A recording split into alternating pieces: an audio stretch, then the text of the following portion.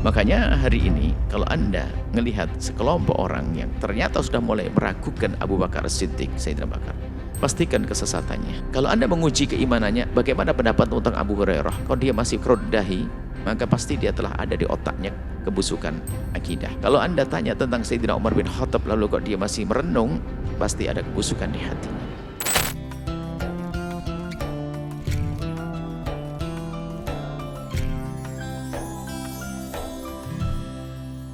Nanti ada kelompok orang yang mengaku Islam, ternyata kesibukan mereka hanya menanamkan kebencian kepada orang-orang dekat kepada Rasulullah yang sebetulnya tanpa mereka sadari yang menghancurkan syariat dengan cara halus. Maka yang harus dibenci adalah orang-orang pembawa pesan-pesan besar dari Nabi. Sayyidina Bakar As-Siddiq, Sayyidina Umar bin Khattab, Siti Aisyah dimusuhi, bahkan dikatakan pelacur. Siti Khafifah juga demikian. Bahkan nanti ada perawi hadis yang sangat besar namanya Abu Hurairah. Bahkan beliau dikatakan sebagai minal mukthirina bi riwayatil ahadithi, orang banyak meriwayatkan hadis Abu Hurairah, termasuk Abu Hurairah adalah yang paling difitnah agar orang tidak percaya dengan Abu Hurairah. Sehingga nanti kalau perawi-perawi hadis ini sudah enggak dipercaya, maka hadis Nabi selesai habis. Enggak ada hadis Nabi lagi. Kemudian setelah itu dikatakan Quran pun juga tidak sempurna. Apalagi yang tersisa setelah itu. Ini adalah upaya orang mengaku Islam. Makanya hari ini kalau Anda melihat sekelompok orang yang ternyata sudah mulai meragukan Abu Bakar Siddiq, Sayyidina Bakar, pastikan kesesatannya. Kalau Anda menguji keimanannya, bagaimana pendapat tentang Abu Hurairah? Kalau dia masih kerodahi, maka pasti dia telah ada di otaknya kebusukan akidah. Kalau Anda tanya tentang Sayyidina Umar bin Khattab, lalu kok dia masih merenung, pasti ada kebusukan di hatinya. Dan sekarang mulai berkembang di negeri ini. Maka membaca sejarah harus hati-hati. Membaca sejarah hati-hati, upaya-upaya, kelihatan kita dirindukan untuk baginda Nabi, tanpa sadar, kita dibawa untuk memusuhi sahabat Nabi. Bahkan di saat menyebut Sayyidina Bakar Siddiq dalam satu buku yang kita baca, adalah tidak langsung Abu Bakar. Ibnu Abi Quhafah disebut bapaknya, bukan nama Abu Bakarnya. Karena memang upaya untuk memalsukan, untuk mempengaruhi, untuk berbohong. Jadi sekarang termasuk, makanya kami sampaikan, akidah kita adalah akidah ahlil haqqi, ahli sunnati wal jamaati. Dengan dua pilar besar, mencintai ahli bait Rasulullah.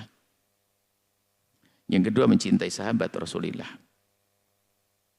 Kalau salah satu pilar ini kita runtuhkan, ambruk, nggak ada akidah. Ada orang mencintai sahabat Nabi tapi benci ahli bait. Mana? Dan itu ada namanya nawasib. Ada orang mencintai ahli bait tapi benci sahabat Nabi. Nggak mungkin dong. Bincang. Namanya rawafid, rafidah. Kemudian saat ini menjadi namanya Syiah. Dan Syiah bermacam-macam. Dan kadang-kadang kelompok Syiah ini berlindung di balik Syiah yang masih dianggap oleh kaum Sunni. Ada Syiah yang masih dianggap oleh kaum Sunni. Ini sekedar pelajaran bagi anak-anak muda yang berpikir cerdas. Ada di Yaman namanya Syiah Zaidiyah. Syiah Zaidiyah. Jadi Syiah kalau kembali ke atas, imamnya Imam Zaid bin Ali bin Husain bin Ali bin Abi Thalib. Imam Zaid bin Ali bin Husain bin Ali bin Abi Thalib. Itu madhab Zaidiyah. Adapun madhab Zaidiyah tidak terlalu jauh dengan madhab ahli sunnati wal jamaati. Hanya perbedaannya mendahulukan Sayyidina Ali daripada Sayyidina Uthman. Mengakui Sayyidina Bakar Siddiq, mengakui Sayyidina Umar bin Khattab. Bahkan kalau kita membaca, telah masuk juga syarah-syarah hadis ahli sunnah dan sebagainya. Dan hari ini yang itu adanya di Son'a. Termasuk nanti akan keluar ulama-ulama dari asal Zaidiyah. Asal Zaidiyah. Karena Zaidiyah nanti kalau sudah menjadi alim, takharrar menjadi mujtahid mutlak. Seperti buku yang selama ini kita baca, Subulus Salam, Kahlani, kemudian Nailul Autor, Syaukani. Itu dari asalnya mereka asal madhab Zaidi. Nah, ada kelompok Syiah yang sesat yang mengkafirkan Abu Bakar itu, kalau ingin selamat bersembunyi, Tidak semua sesat kan? Iya, kan gitulah.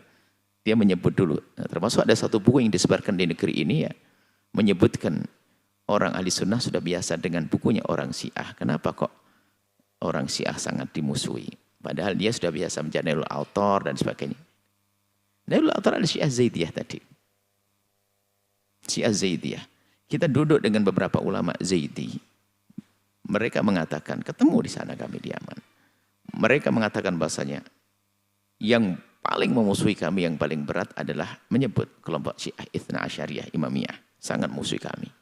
Mereka mengatakan, bagaimana mereka menganggap sama.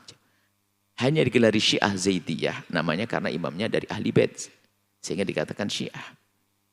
Jadi tolong ini dibedakan, sedikit bedakan tentang Syiah Zaidiyah dan Syiah-Syiah yang lainnya seperti Ismailiyah dan Ja'fariyah dan yang lainnya.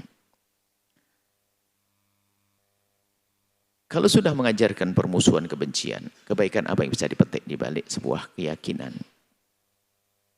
Nah ini kembali kepada Sayyidina Abu Bakar As-Siddiq.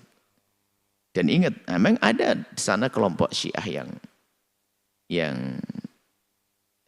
mencoba mengoreksi kembali tentang pemikiran-pemikiran Syiah. Syiah Zaidiyah sangat berbeda.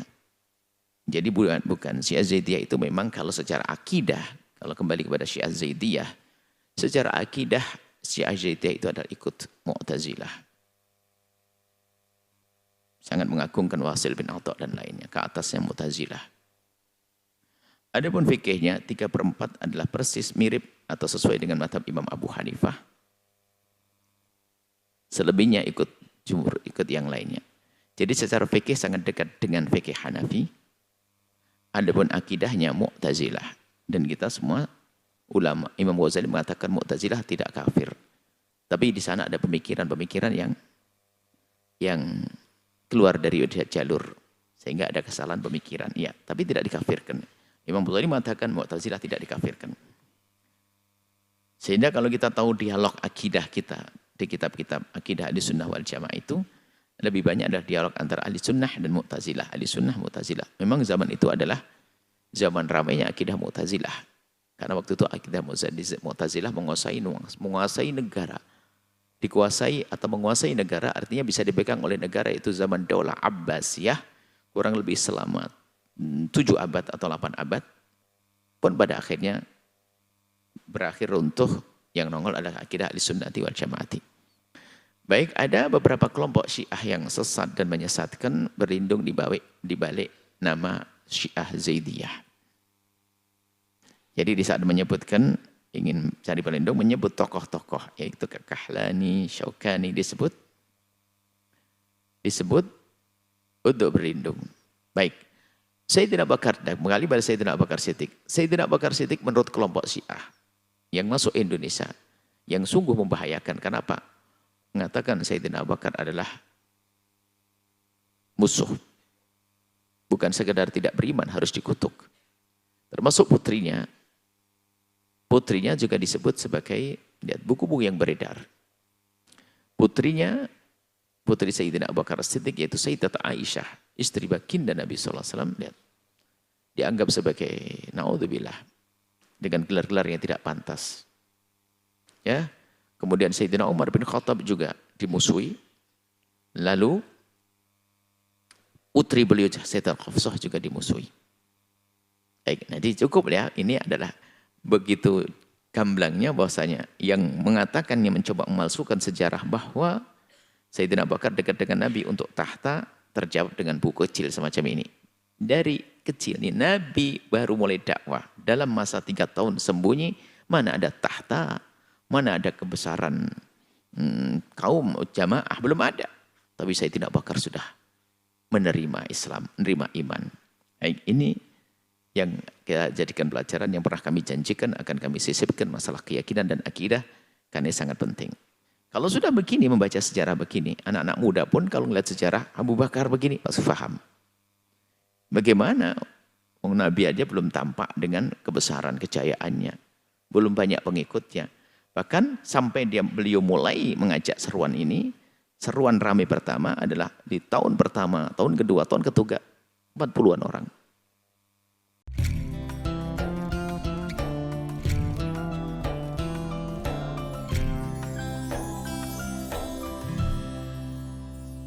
sahabat Al-Bahjah TV, setelah menyaksikan video ini, jangan lupa bersolawat kepada baginda Nabi Muhammad.